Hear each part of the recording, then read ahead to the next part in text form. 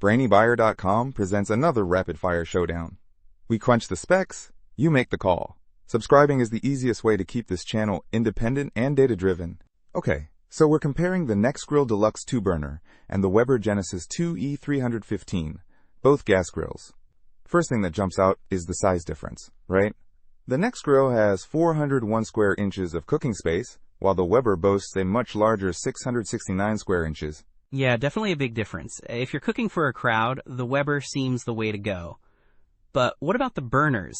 The Nexgrill has 2 burners pushing out 28,000 BTUs, and the Weber has 3 burners cranking out 39,000 BTUs.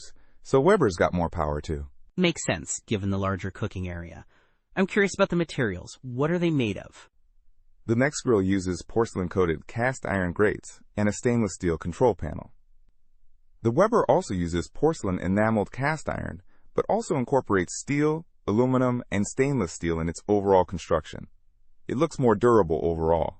Durability is key. What about features? Anything stand out? The Nexgrill has foldable side tables for easy storage, which is nice. It's also convertible to natural gas, which is a plus for some people. It also has electric ignition. The Weber is iGrill 3 smart technology compatible, although that's an extra purchase. It also has a warming rack to keep food warm. Smart tech is cool, but not essential for everyone. So what kind of fuel do these use?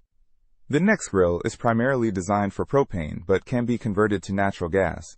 The Weber is natural gas. Okay, important distinction. And what about the dimensions?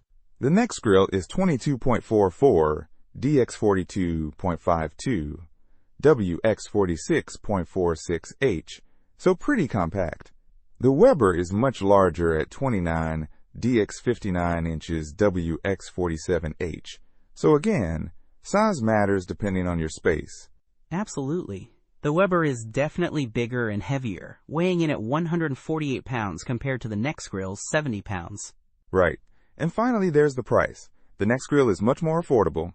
The Weber is unavailable right now, but generally more expensive. So it really comes down to your needs and budget. If you want something compact and budget-friendly, the Nexgrill is a good option. But if you need more cooking space and power, and you're willing to spend more, then the Weber is probably the better choice, if you can find it.